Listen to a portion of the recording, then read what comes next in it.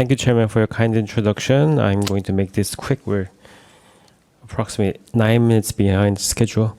Today I'm going to talk about HFpEF. I named it the title of the discussion, The Potion of Mystery, because we really do not know the underlying mechanisms behind why it improves our heart failure outcomes. So I'm going to start out with a case. A 45-year-old male presented with headache and shortness of breath.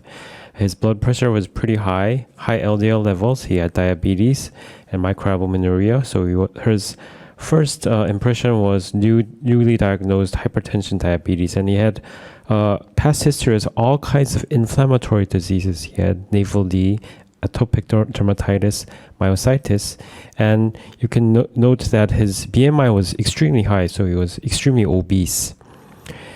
He had an abdominal CT, and you can see that he had a lot of visceral fat with also a lot of renal fat as well, subcutaneous fat in the abdominal area as well. And his ECG revealed LVH.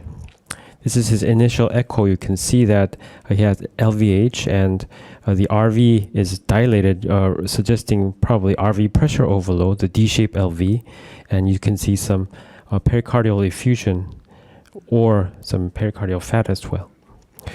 So this is another view. You can see the IVC is hugely dilated. He has high values of TR, is 3.6 meters per second. So he had pulmonary hypertension as well. So the summary of the the echocardiograph is EF was preserved. He had concentric LVH, impaired diastolic function, and moderate pulmonary hypertension. So my impression was heart failure with preserved EF, probably due to obesity, and pulmonary hypertension, probably due to left heart disease and hypertension, diabetes, and extremely high BMI. So to discuss this patient, I think we have to talk about some key components of heart failure with preserved EF. The first is hypertension. This is a normal heart. During the diastole and normal diastolic function, the LVEDP drops, then the mitral valve is opened and the blood flows in from the LA into the LV.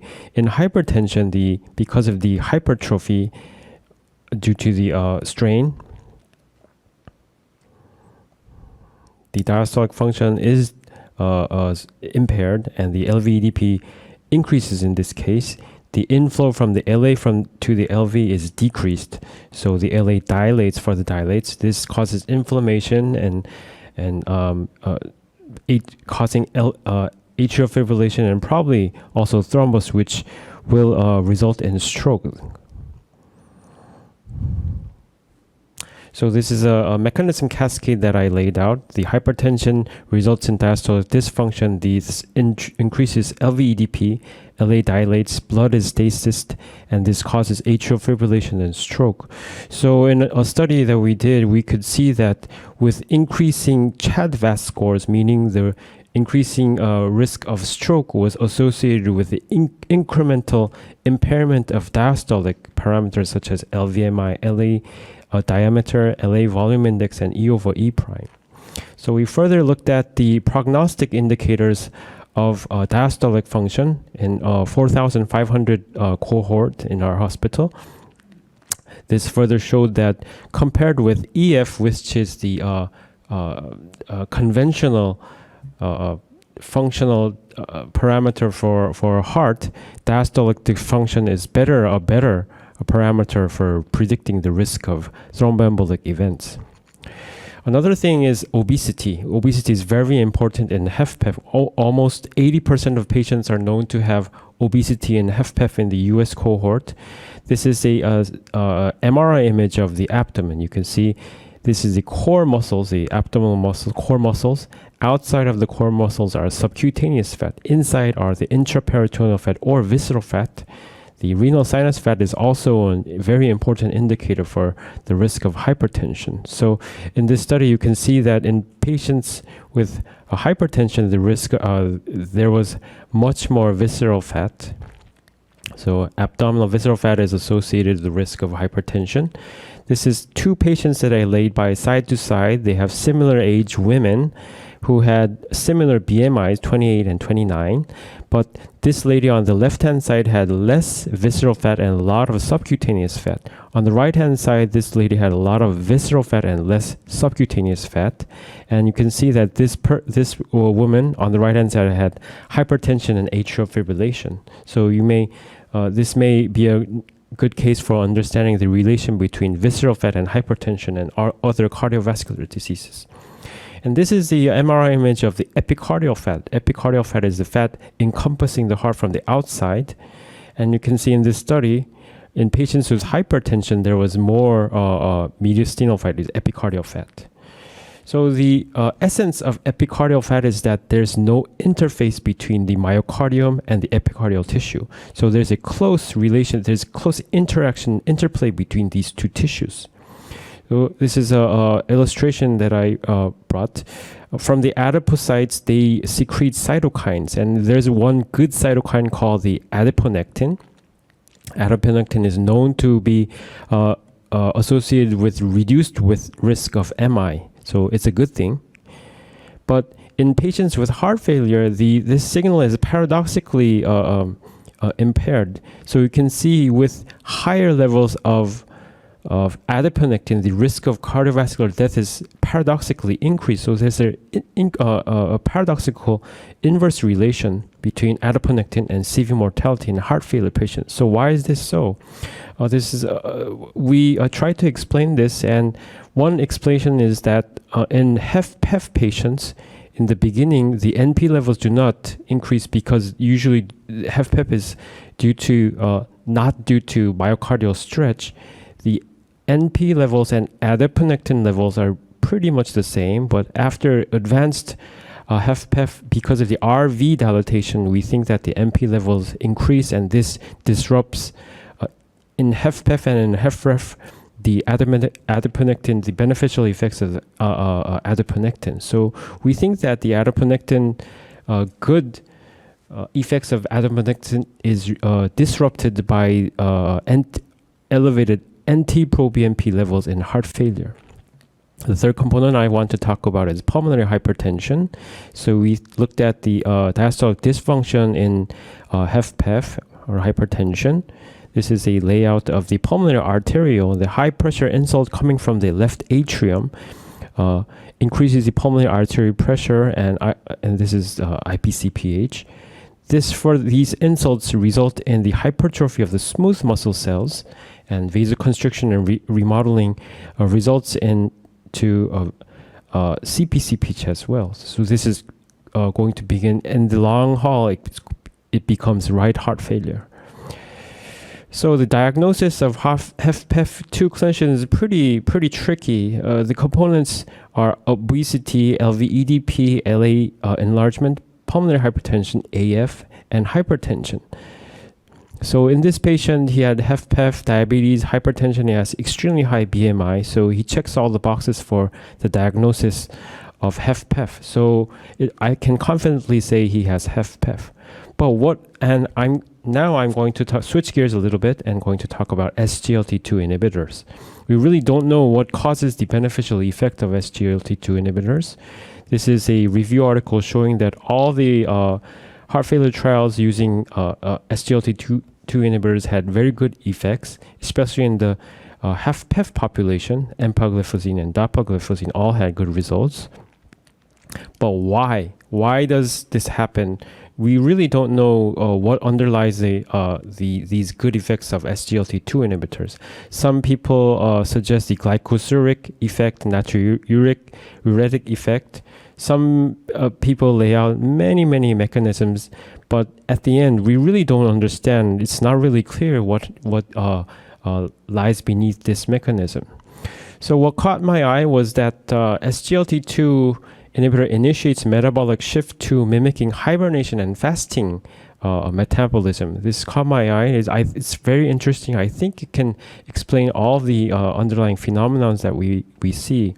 So I think it's worth sharing this hypothesis with you. So during dietary restriction or calorie restriction or fasting, it's known that the signaling called SIRTWIN1 and AMPK is increased. So during dietary restriction and calorie restriction, SIRT2 and AMPK is increased. This is published from the Longo group, is the leading experts in fasting and calorie restriction in USA. And this SIRT2 is the master regulator of energy metabolism in the mammals. So if we, for instance, look at a mammal hibernation, if we activate the SIRT1 in the diabetic mice, the heat production decreases and the activity decreases. So this mimics hibernation. We call it a torpor state. And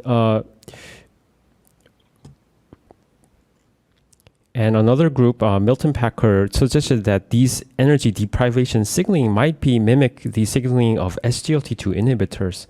You can take as in a quick look, you can see in the bear hibernation mimics the SGLT2 inhibitors, which increases the AMPK and SIRT1 signaling. This further results in amelioration in cellular stress dysfunction, autophagy. If you look at lungfish, these fish, when there's a lot of water, can swing and they're happily swimming everywhere. But when there's a huge drought, they form a membrane outside of them and go into the ground, and they can stay there for a couple of years. So how can they overcome these drought and stressful conditions? It's called estivation. These creatures during severe drought, they reduce the energy intake and water intake is decreased. Cellular energy turnover is also reduced, and the fuel switches to ketone, and the catabolism is largely prevented. There's a similar mechanism in even mammals. So with high salt intake, salty water and dehydration, stress, and nothing to eat, we mimic these mechanisms in the estivation. But if we look at the kidney, what happens in these severe stressed situations, we have to reabsorb H2O water as much as possible. But to do this, even now in the collecting tubule of the nephron, the osmolality due to the Na is very high because of the high concentration. So in order to reabsorb the water as much as possible, what the body does is they make as much urea as possible by a catabolic mechanism. So this induces 20 to 30% more calorie consumption. And the SGLT2 inhibitor does the same thing. Because SGLT2 releases sodium and glucose into the nephrons, the collecting tubule, more H2O, we need to reabsorb more H2O. To do this, we produce more urea. So from the adipose tissue and the liver, we produce more ketones and acetyl-CoA, and this makes urea, and then it helps reabsorbing the water. So energy deprivation metabolism is activated with the use of SGLT2 inhibitors. So let's look at each components of HFpEF and how it relates to SGLT2 inhibitors. These are the components we looked at. After using SGLT2, the epicardial fat mass is decreased, as you can see here. The epicardial adipose tissue was decreased. In a meta-analysis, they showed the same results. With the use of SGLT2 inhibitors, the PAWP, the pulmonary hypertension, LVEDP also decreased. The same results with empagliflozin. And the incidence of atrial fibrillation also decreased. And the LA volume index also decreased in the meta-analysis.